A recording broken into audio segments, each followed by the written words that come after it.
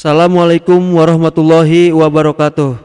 Halo semuanya, saya Robi Sutrisna. Di video ini saya akan membahas tentang one way ANOPA dengan contoh soal ngengat. Ngengat ini merupakan salah satu hama yang menyerang lahan pertanian dan perkebunan. Dalam konteks ini, bagaimana mengendalikan hama tersebut? Nah, caranya yaitu harus membuat jebakan untuk menangkap ngengat itu. Jebakan dibuat di mana saja, baik itu di atas, di bawah, di tengah, maupun di tanah.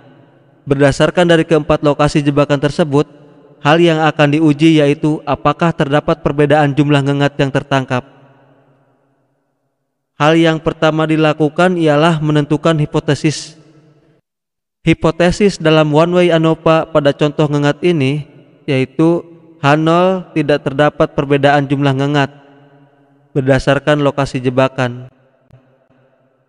Setidaknya ada satu jebakan yang berbeda. Nah, pada tabel ini terdapat deskripsi data mengenai lure, location, dan mood berikut dengan keterangannya. Kemudian memasukkan data-data yang tadi di SPSS-nya, lalu diatur di variabel PIO-nya. Pada bagian lure dan lokasi dibuat tipe numerik agar datanya bisa terbaca atau nanti bisa terinput.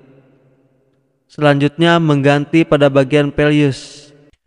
Nah, di values ini pada bagian lure-nya diganti yang pertama sign, kedua sugar, 3 semicolon, dan klik OK. Di bagian location juga diubah values-nya, yang pertama top, kedua middle, ketiga lower, keempat ground, dan klik OK. Setelah semuanya selesai diatur, data PIO dan variabel PIO-nya selanjutnya masuk ke SPSS-nya. Yang pertama yaitu analyze, kemudian masuk ke component, dan masuk ke one way ANOPA-nya.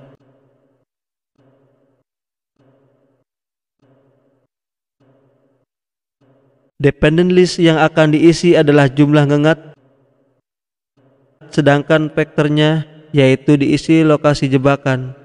Lalu pilih option,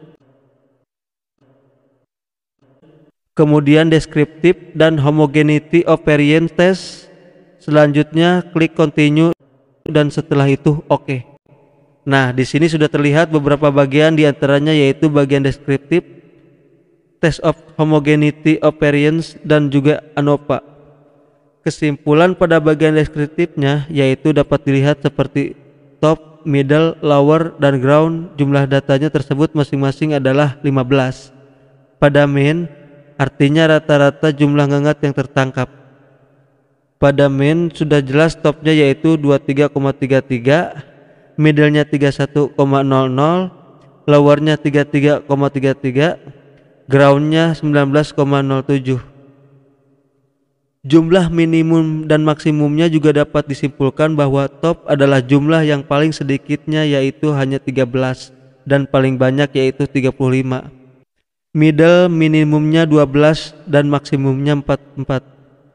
Lower minimumnya 17 dan maksimumnya 44. Begitu juga ground minimumnya 12 dan maksimumnya 29. Nah, selanjutnya membaca test of homogeneity of variance. Bagaimana membaca tes homogenitas? Nah, caranya adalah tentukan terlebih dahulu hipotesisnya. Seperti yang diketahui, hipotesis dalam homogenitas H0-nya adalah data homogen, sedangkan H alternatifnya adalah data tidak homogen. Jika sig lebih besar dari alpha, maka H0 diterima. Nah, jadi di sini dapat dilihat based on main-nya itu 0,17. Maka di sini sig lebih kecil dari alpha. Maka dapat disimpulkan H0 ditolak, berarti datanya tidak homogen. Selanjutnya yang terakhir adalah ANOPA.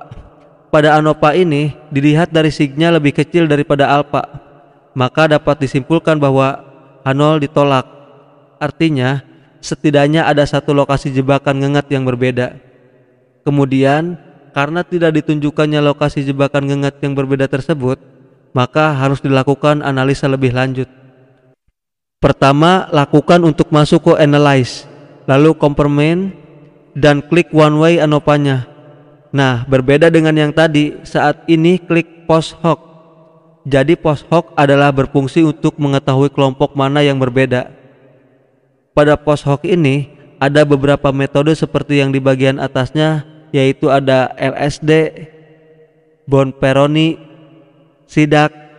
Itu adalah bagian data homogen. Sedangkan di bagian bawahnya seperti Tamhen, Danet merupakan bagian data yang tidak homogen. Nah, dikarenakan sebelumnya data ini tidak homogen, maka memilih data yang di bagian bawah yaitu Tamhen dan Hanet. Lalu klik continue dan selanjutnya klik OK.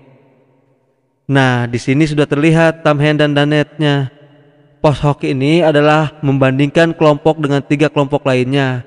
Seperti yang dapat dilihat di sini, yaitu top dengan middle itu dibandingkan, top dengan lower itu dibandingkan, top dengan ground itu juga dibandingkan. Apakah perbedaan ini signifikan? Maka dapat dilihat pada signya agar dapat diketahui perbedaannya. Jika nilai signya lebih besar dari nilai alfa, maka kesimpulannya berarti tidak signifikan berbeda atau sama. Sekali lagi, post hoc di sini adalah berfungsi untuk mengetahui kelompok mana yang berbeda. Di sini dapat dilihat top dengan middle itu signya lebih besar dari alpha, maka kesimpulannya sama. Top dengan lower itu lebih kecil dari alpha, maka berbeda. Top dengan ground lebih besar dari alpha, maka itu sama.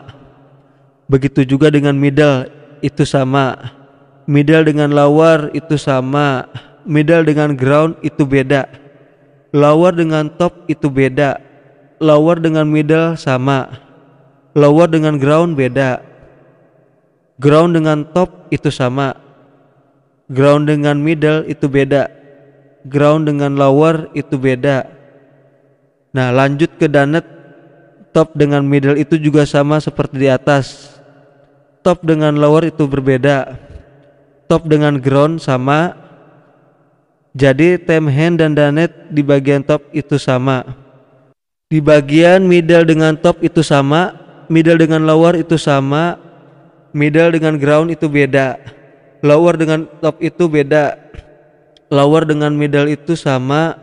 Lower dengan ground itu beda. Ground dengan top itu sama. Ground dengan middle beda. Ground dengan lower juga beda.